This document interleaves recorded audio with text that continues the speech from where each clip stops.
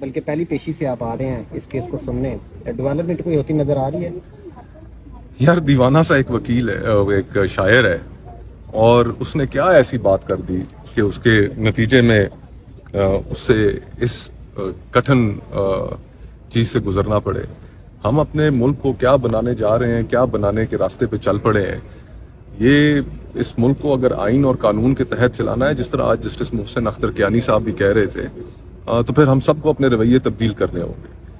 آئین یہ ضمانت دیتا ہے اس ملک کے ہر شہری کو کہ اس کو جبری طور پر لاپتہ نہیں کیا جائے گا۔ اگر اس کو کسی ادارہ کوئی اس کو کسی تفتیش میں مطلوب اٹھاتا ہے، اس کو 24 گھنٹے میں عدالت کے سامنے پیش کیا جائے گا۔ نہیں کیا جا رہا، کئی دن ہو چکے ہیں۔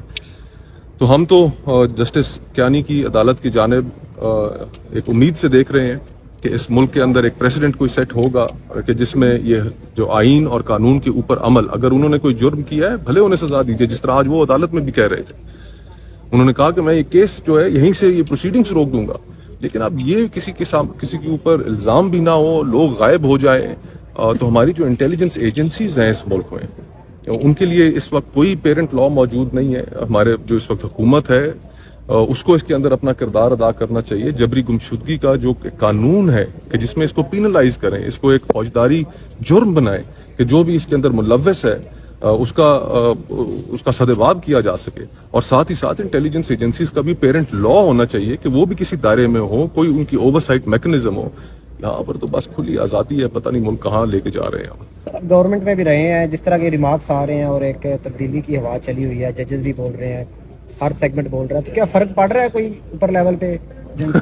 اگر ان کی آنکھیں کھولنے کے لیے 8 فروری کے الیکشن کے نتائج کافی نہیں تھے، اس کے بعد جو جج صاحبان نے جو خط لکھ دیا، اور پھر موسٹ امپورٹنٹلی جو ریپلائز جب ہائی کورٹ نے منگائیں، اس کے اندر جو پشاور ہائی کورٹ کے جج صاحبان نے کہا کہ جناب کہ ہمارے ساتھ تو یہ کچھ بیت رہی ہے کہ جب ہم کسی معاملے میں بات نہیں سنتے، فیصلے کو قانون کے مطابق دیتے ہیں، تو ہمیں نان اسٹیٹ ایکٹرز کی جانب سے دھمکیاں آنی شروع ہو جاتی ہیں۔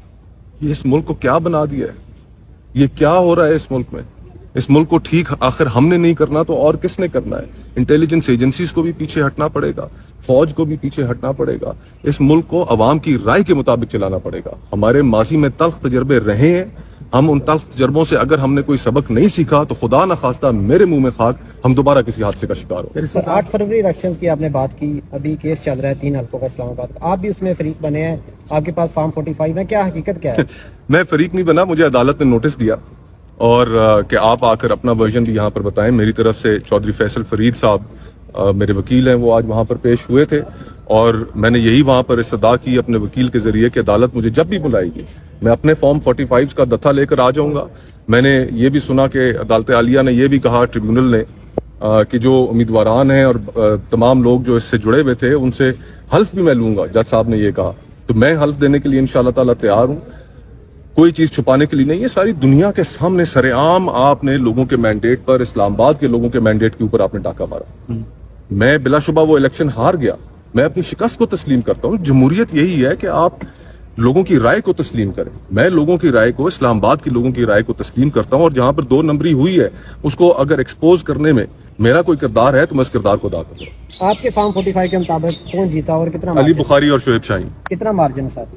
مارجن ہزاروں ووٹوں کا ہے، وہ تو ساری چیزیں آن ریکارڈ یہ جو کیس چل رہا ہے، اس کیس کے ریمارکس اور ساری ہیئرنگ آپ نے سنی، آپ کو کوئی لگتا ہے کہ کوئی ایگزامپل سیٹ ہونے جا رہی ہے؟ دیکھیں ایگزامپل تو سیٹ ہو جائے گی، امید ہم یہی کرتے ہیں۔ سب سے پہلی امید تو یہی ہے کہ احمد فرحات صاحب جو ہیں ان کی برآمدگی ہو، وہ منظر عام پر آئیں، ان کی فیملی، ان کی اہلیہ، ان کے بچے، ان کے رشتہ دار بڑے پریشان ہیں۔ دوسری بات یہ ہے کہ ان ساری چیزوں میں ہم بہت شکر گزار ہیں عدالت عالیہ کے کہ وہ اس معاملے کو بڑے ٹھیک طریقے سے پرسو کر رہے ہیں، لیکن ایک ذمہ داری سیاستدانوں کی بھی ہے۔ سیاستدانوں کی ذمہ داری یہ ہے کہ جب وہ اپوزیشن میں ہوتے ہیں تو مسنگ پرسنز کے کیمپس میں جاتے ہیں، حکومت میں آتے ہیں تو وہ بھول جاتے ہیں۔ مریم نواز صاحبہ، ان کی آپ کو تصویریں یاد ہوں گی کہ جب وہ مسنگ پرسنز کے کیمپ میں گئے۔ اسی طرح شہباز شریف صاحب نے بھی اظہار یکجہتی کیا ہوگا۔ اب آپ حکومت میں قانون سازی کیجئے، انٹیلیجنس ایجنسیز کے لیے پیرنٹ لا بنائیے، ایک اوورسائٹ میکنزم ہونا چاہیے، ملک کسی ضابطے کے تحت چلے۔ ہم چاہتے ہیں کہ ملک ہمارا ترقی کرے، ایسے ملک ترقی نہیں کرے گا جس ملک کے دارالخلافے میں سے لوگ اغوا ہو رہے ہوں، آپ کہتے ہیں اس ملک میں آ کے انویسٹمنٹ کرو۔ آپ اپنے ملک کے شہریوں کو اس چیز پہ قائل نہیں کر سکتے کہ 11 ارب ڈالر کی انویسٹمنٹ جو جا کر دی پاکستانیوں نے دبئی میں، ان کو آپ قائل نہیں کر سکتے کہ اپنے پیسے واپس لائیں، اس ملک کے اندر اپنا پیسہ رکھیں، تو دنیا سے آپ کون لوگ لے کر آئیں گے؟ ملک قانون اور ضابطہ جہاں پر ہوتا ہے، انویسٹمنٹ بھی وہاں پر ہوتی ہے، انویسٹمنٹ کا تحفظ بھی وہاں پر ہوتا ہے، اور وہ پھر ملک ترقی بھی کرتے ہیں۔ ان حرکتوں سے ملک ترقی نہیں کرتی۔ وقار صاحب، آپ کیا تجویز کرتے ہیں؟ آپ ایک بیلنس قسم کی آواز ہیں، ہم سنتے ہیں آپ کو، ایک طرف پی ٹی آئی ہے، ایک طرف ہمیں جوڈیشری بھی نظر آ رہی ہے، وہ بھی اپنا رول پلے کرنا چاہ رہی ہے کہیں نہ کہیں، دوسری طرف پارلیمان ہے وہ بالکل بے اثر ہے، بلکہ وہاں سے تو جوڈیشری کے خلاف آوازیں اٹھنا شروع ہو رہی ہیں۔ تو آپ کیا اس سارے سیناریو کو کیسے دیکھتے ہیں اور کیا تجویز کریں گے کہ کوئی درست میں سارا معاملہ لگے؟ دیکھیں، جو فارم 47 کے اوپر بیٹھے ہوئے ہیں، کیا وہ یہ جرت کر سکتے ہیں کہ وہ سینہ تان کر کہیں کہ نہیں، یہ ملک کو ٹھیک کرنے کے لیے چیزیں کرنے کی ضرورت ہے اور ہم قدم بڑھاتے ہیں اور آئے کریں ان ملک کو چیزیں ٹھیک کرنے کے لیے؟ نہیں کر سکتے۔ ان کے پاس وہ لیجٹمیسی ہی نہیں ہے، ان کے پاس وہ مورل اتھارٹی ہی نہیں ہے۔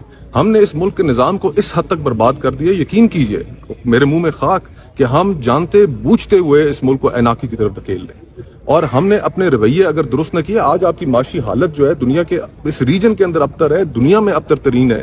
اس ماحول کے اندر آپ لوگوں کو مزید بھڑکا رہے ہیں۔ ابھی آزاد کشمیر میں ہم نے جو دیکھا وہ کیا تھا؟ جو اسلام آباد کے جج صاحبان نے جو خط لکھا، اس کے اندر انہوں نے کیا لکھا؟ ہر جگہ اس ملک کے اندر لوگ، ہم سیاستدان ہیں، لوگوں سے رابطہ ہمارا ہوتا ہے، یقین مانیے کہ ہم میڈیا کے اوپر وہ احساسات لوگوں کے جو ہم سے گفتگو کے دوران وہ کرتے ہیں، ہم وہ بیان نہیں کر سکتے کہ لوگوں کے اندر اس وقت جو لاوا ہے وہ کتنا ابل رہا ہے، کہ معاشرے کا ٹیمپریچر کتنا اوپر جا رہا ہے۔ آپ ملک کے جس حصے میں چلے جائیں، آپ کسی آدمی سے بات کریں، چاہے وہ ٹھیلے والا ہو، چاہے وہ دکاندار ہو، چاہے وہ بزنس مین ہو، ایک ہی بات کر رہے ہیں لوگ۔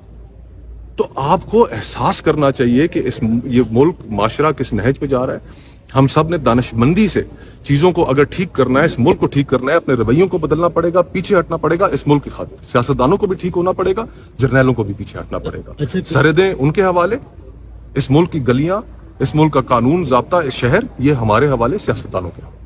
اچھا کھوکر صاحب، آپ پیپلز پارٹی کی طرف سے سینیٹر تھے، کیا آپ کو بھی کبھی میسیجز کا، کالز کا، کوئی اس طرح کی نامعلوم افراد کی جانب سے کوئی دھمکیوں کا سامنا رہا، کوئی کہا گیا؟ دیکھیں، پریشرز تو ضرور آتے تھے، اس میں کوئی شک نہیں ہے۔ جب میں چیئرمین تھا انسانی حقوق کمیٹی کا، آئی جی ایف سی ایک سرونگ جنرل تھے، میں نے انہیں طلب کیا وہاں پر کمیٹی میں، وہ آئے، انہوں نے اپنا نقطہ نظر وہاں پر بیان کیا ایک کیس کے اندر، اور پیمرا صحافیوں کے جب کیسز کئی ایسے جن کے اوپر میں نے نوٹس لیا، پریشرز آتے تھے، لیکن ان پریشرز کو پھر برداشت کر کے میں اپنا کام سر پھینک کے جاری رکھتا تھا کہ یار میری ایک ذمہ داری ہے اور وہ ذمہ داری میں نے نبھانی ہے، باقی اس میں کامیاب ہوا نہیں ہوا یہ لوگ فیصلہ کریں گے۔ سر، آپ نے کشمیر کے حالات کی بات کی، ایک طرف تو کشمیر کی جو گورنمنٹ ہے وہ یہ تسلیم کر رہی تھی کہ آزاد کشمیر کے لوگ جو ڈیمانڈز کر رہے ہیں وہ آئینی اور قانونی طور پر جائز چیزیں ڈیمانڈ کر رہے ہیں، پھر یہاں سے فیڈرل گورنمنٹ کی طرف سے رینجرز کو وہاں پر بھیجنا اور اس طرح کی حالات خراب کرنا، اس کا ذمہ دار کسے سمجھتے ہیں کہ یہ ہوا؟ دیکھیں، ہم ایک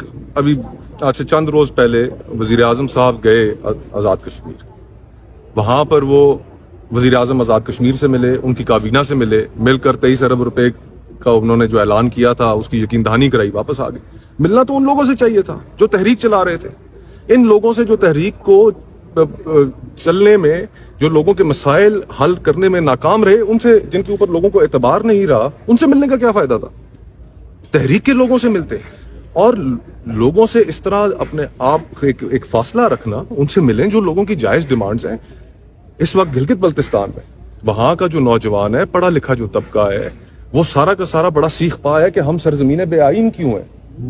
وہاں پر یہ سوال کیا جا رہا ہے، ہم 76 سالوں سے اس مسئلے کا حل نہیں نکال پائے۔